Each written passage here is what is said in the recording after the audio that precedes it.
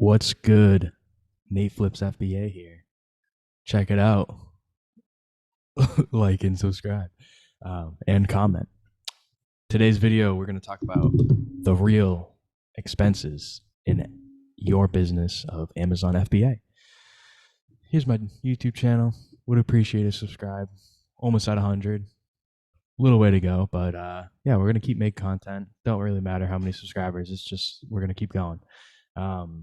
So we'll hop over to this Google sheet and we'll do this in real time. There's definitely like a mixture of like people saying it costs nothing to start an Amazon store, but there really is some costs, and we should go over those. Just because it's not free, you do have to have some sort of money to be able to do this. So yeah, let's get into it. First one is the account, your Amazon account. That's a monthly cost of $40 every single month, no matter what. There's two different accounts you can have. You can have a pro account, which is the $40, or you could pay per unit you sell, which is like $1 or something.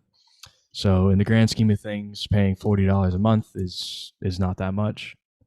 And yeah, a couple hours of work should get you $40. Next thing is Keepa.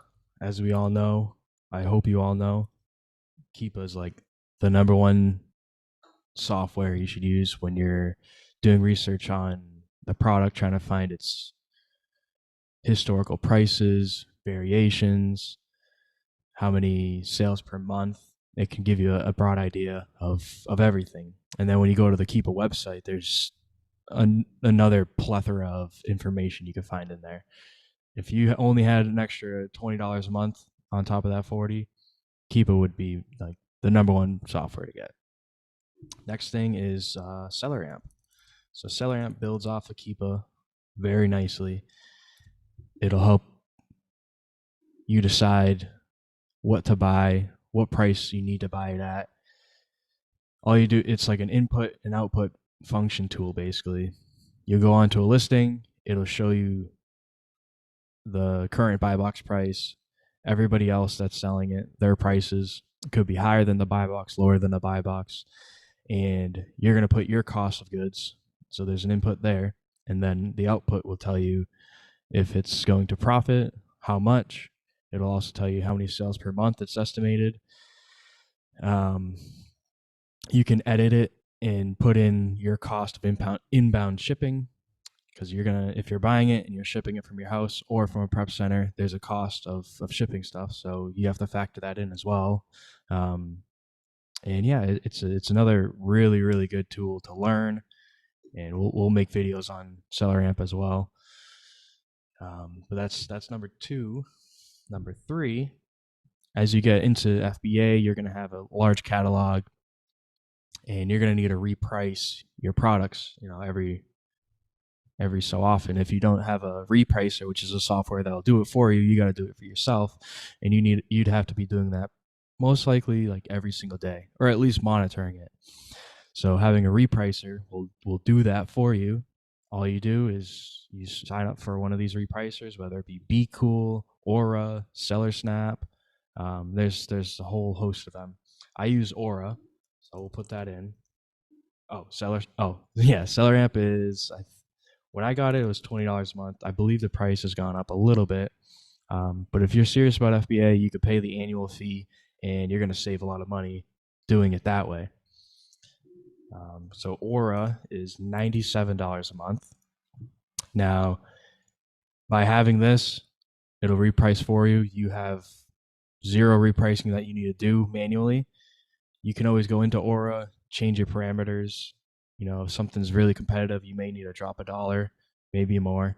But it'll automatically reprice your items. So it takes that load off of what you have to do day to day. Next one, now this is for online arbitrage. You're going to want to get a catch-all, which is basically a email that you can create unlimited emails with.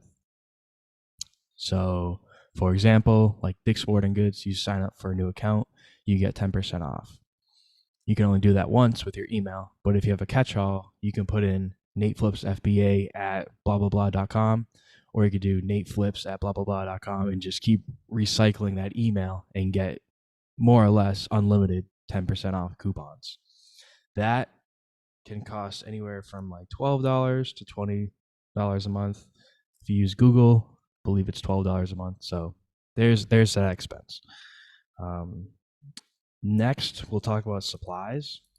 So if you're going to ship stuff to your house and prep it yourself, you're going to need a tape gun, you're going to need boxes, you're going to need maybe shipping paper or bubble wrap and poly bags.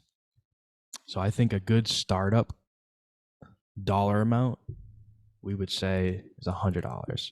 That should get you a tape gun, some rolls of tape, a bunch of boxes, different size boxes. You know, Walmart and Lowe's are my go-to for boxes, small, medium, large. And at Lowe's, you can get extra large, which are like 24 by 24. So it's like the max box size you can get.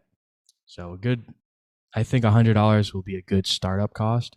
And then each month going forward, it probably won't cost $100. You'll probably be able to reuse boxes that you get shipped to your house, and tape, not going to cost that much. You don't need bubble wrap for everything. So, you know, a good round number, $100 to start. Next, again, if you're going to be doing FBA shipments from your house, you're going to need a printer. The Rollo, I believe, is $200. So add tax. Maybe there's coupons out there. I actually have the IDPRT, which is like an Amazon brand, I believe. Amazon sells it, and it'll cost me $130. So you need that, and you'll need FN SKU labels, which I use the 2 1/4 inch by 1 1/4 inch labels. It's a giant roll of 1,000. You know, the more you buy, the less it's going to cost per unit. So keep that in mind. And next, we'll go, I mean, not people starting out, but eventually you're going to have rent or warehouse or electricity. All these are like hidden costs that you're paying for, like pretty much no matter what, unless you do this at a coffee shop or something. Then maybe it doesn't cost money for this stuff, but it'll cost your time to travel there, gas or electricity. So there's always a cost. I mean, but as you can see, like so far we've added up maybe $500. So for me, rent, electricity, you know, warehouse, it's $1,000 a month. That's for me because I have a warehouse. That's where I am right now. That's why it's $1,000. And then lastly, a prep center, which is a cost per unit, and the unit can fluctuate in price. On average, you're going to see prep centers charge between $1.20 and like $1.50 per unit. So that's a good ballpark to keep in mind. If you're going to send in 1,000 units to a prep center each month, times this by 1,000, that's going to be that monthly expense. So let's add all these up. Total. We're going to add pretty much everything. I think we'll keep out the warehouse rent, just because that's not, everybody's not going to have that. So everything excluding these two, the warehouse and the prep center, you're looking at $489. That's your Amazon account, a Keepa account, SellerAmp account, repricer, which is something you need. Most of the repricers are priced similarly. SellerSnap is, you know, above and beyond. Most say for a good reason. Catch-all, it's always good to have one. Your supplies, your printer, all this stuff is kind of what you need. You could even take out Aura if you wanted to. So you're looking at $489 a month to have like a legit business that's going to make you, it has the potential to make you unlimited money. Let's be honest. There's people that make $100 a month on FBA and people that make $5,000 a month or $50,000. You know, there's many factors to it. There's different levels. It's crazy. I learn something new every single day. So we could say prep costs we'll start with 500 units. So that's going to be between $600 and $750. So we'll go 700. And you're going to factor in all the prep costs with Seller Amp. You're going to put that in on the settings so you know exactly how much profit you're still going to make even with the prep fees. So let's add these two together. Some, boom. Look at that. Less than $1,200 a month to run an Amazon business that can make you literally unlimited money. So some of the hidden costs that we were talking about, probably supplies, your printer, a catch-all, maybe a repricer. A lot of people do talk about repricers, so that shouldn't be a hidden cost. Maybe your Amazon account. A lot of people just say, keep a Seller Amp and a repricer. So wanted to just paint a little bigger picture on all the cost of an Amazon business. So you're looking at $500 a month. Isn't that much? I mean, most people should be able to do that. If you can't, you need to start with books, because books have a cheap entry cost. You just need to find the right books, which means you're going to bring your phone in and be scanning the books to identify that. That'll help get you that eye for product, basically. Because after scanning books for 20 hours, you're going to realize what books to go for, what to avoid. Hardcover, softcover, certain authors, etc. But yeah, that's it, man. As you keep growing, there'll be more expenses, which is fine. Just don't think it's too hard, really. Like that was what prevented me from starting for many years, because I didn't know. I didn't get the right information, and that's what I'm trying to bring to you guys. I want to bring you guys the right information so you can make educated decisions and you can be on the go, like just ready to go. So yeah, thanks for watching.